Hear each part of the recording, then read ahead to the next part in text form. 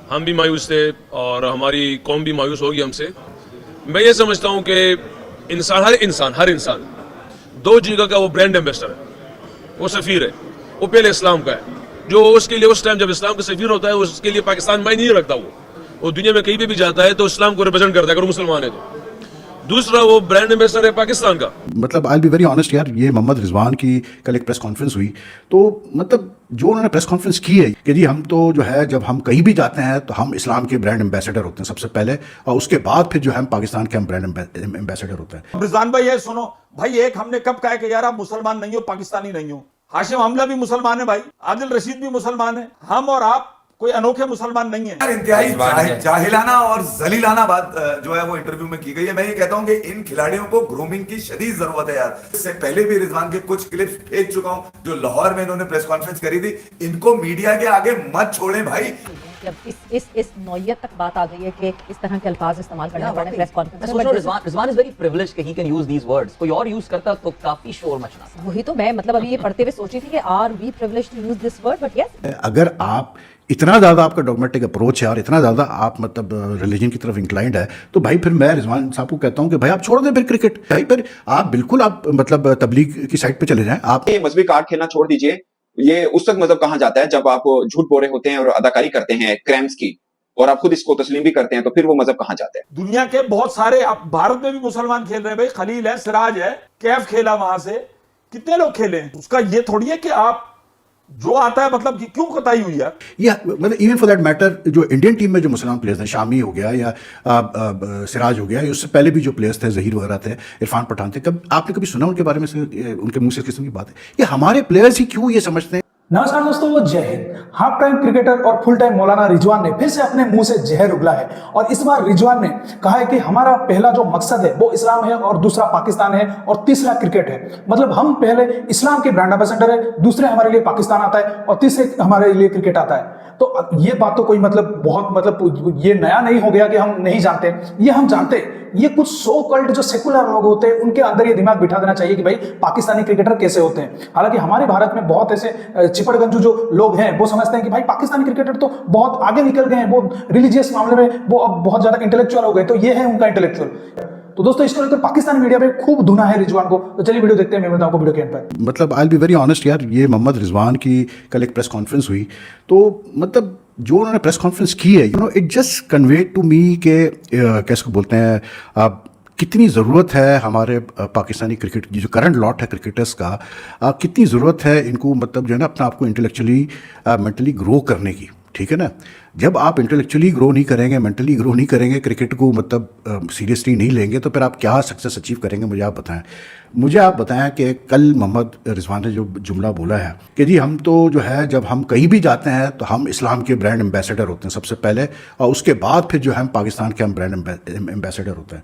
भाई मुझे आप बता दें, मोइन अली, रेहान अहमद, आदिल राशिद, ये सारे हसीब उल हसन, ये सारे मुसलमान प्लेयर्स खेले इंग्लैंड से और अभी भी खेल रहे हैं। ठीक है, साउथ अफ्रीका से इमरान ताहिर, आपका ये क्या अपना हाशिम आमला था, तबरेज़ शमसी वगैरह, बहुत मुसलमान प्लेयर्स खेल रहे हैं। सिकंदर रजा जिम्बाब्वे से खेल रहा है कि भाई इनको इतना स्पेस दिया जाता है कि यानी कि इनके ड्रेसिंग रूम्स में they are given ample space के वो अपनी नमाज़ पढ़ सके, जो जब भी उनको मतलब कुछ अपना रिलीजियस वो पूरा करना हो, ड्यूटी पूरी करनी हो, वो पूरी कर सके। लेकिन कभी आपने इनके मुंह से इस किस्म की बात सुनी है? कभी आपने सुना है मोइन अली को बोलते हुए कि जी मैं जहाँ जाता हूँ मैं मतलब इस्लाम का ब्रांड एम्बेसडर हूँ, फिर मैं जो है मतलब इंग्लैंड का ब्रांड एम्बेसडर हूँ? कभी आपने सुना है इमरान ताहिर को इस किस्म की बात करते हुए, सिकंदर रजा को इस किस्म की बात करते हुए?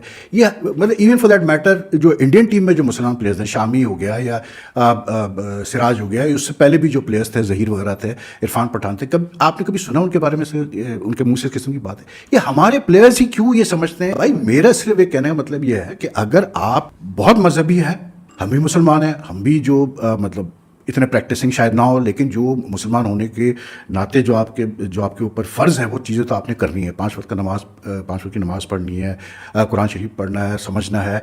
लेकिन उसके साथ साथ सबसे बड़ी चीज़ ये है कि इस्लाम में ये है कि आपको एक अच्छा इंसान बनना है और एक सच्चा इंसान बनना है। अगर आप इतना ज़्यादा आपका डॉगमेटिक अप्रोच है और इतना ज़्यादा आप मतलब रिलीजन की तरफ इंक्लाइंड है, तो भाई फिर मैं रिजवान साहब को कहता हूँ कि भाई आप छोड़ दें फिर क्रिकेट। भाई फिर आप बिल्कुल आप मतलब तबलीग की साइड पे चले जाएं, आप मतलब एज अ प्रोफेशन जो है आप मतलब स्कॉलर बन जाएं, आप जाएं, जितनी तकलीफ करनी है आप करें। क्योंकि ये एक अलग चीज़ है ना यार, ऐसे लोग हैं जो टोटली अपने आप को जो है इस काम के लिए सर्व कर देते हैं, तो आप करें, छोड़ दें फिर आप क्रिकेट खेलना। लेकिन यार आप प्रेस कॉन्फ्रेंस कर रहे हो, यहाँ लोग पूछना चाह रहे हैं आपसे कि आप वर्ल्ड कप में क्यों फ्लॉप हुए, आप क्यों आपने इतना गंदा शॉट खेला अगेंस्ट इंडिया, आप वो सब छोड़ के आप बाकी सारी बातें आप कर रहे हो। ये कब तक चलेगा यार, ये कब तक हम इस तरह मतलब ये चीज़ें करते रहेंगे। और यार क्रिकेट इज़ अ प्रोफेशन, आपको अल्लाह ताला ने इतनी इज्जत दी है, इतना टैलेंट दिया है, मतलब आपको अल्लाह ताला ने एक मौका दिया है कि आप अपना नाम मतलब बड़ा करो, आप अपने मुल्क का नाम बड़ा करो। आप मतलब आप एक, क्योंकि वी आर इस्लामिक कंट्री, तो उससे बड़ी कोई प्रमोशन हो सकती है भाई। लेकिन स्पोर्ट्स में ऐसे नहीं होता यार, स्पोर्ट्स में religion is a personal thing, is एक पर्सनल स्पेस होता है। I am being very honest today.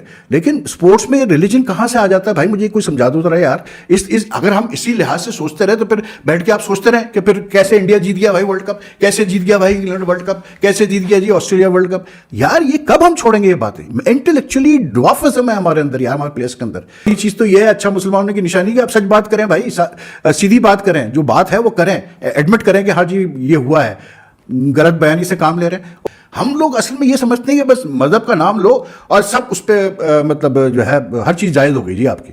क्यों भाई, मतलब आप देखें हमारी सोसाइटी में, मैं आपको सच बात कर रहा हूँ, is become a habit in our society to use religion to cover up, to do things which you are not supposed to do, और to be dishonest with your profession. ये मजहबी कार्ड खेलना छोड़ दीजिए, ये उस तक मजहब कहा जाता है जब आप झूठ बोल रहे होते हैं और अदाकारी करते हैं क्रैम्स की, और आप खुद इसको तस्लीम भी करते हैं, तो फिर वो मजहब कहाँ जाता है। आपकी मायूसून है कि कुछ खिलाड़ी गैर जरूरी प्रेस कॉन्फ्रेंस करके और मजहब का कार्ड खेलकर वर्ल्ड कप में अपनी खराब कारकर्दगी को छुपा रही हैं।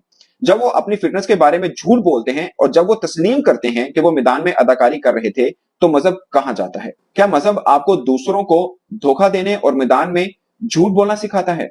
आपको मैदान में परफॉर्म करने के लिए पैसे दिए जाते हैं।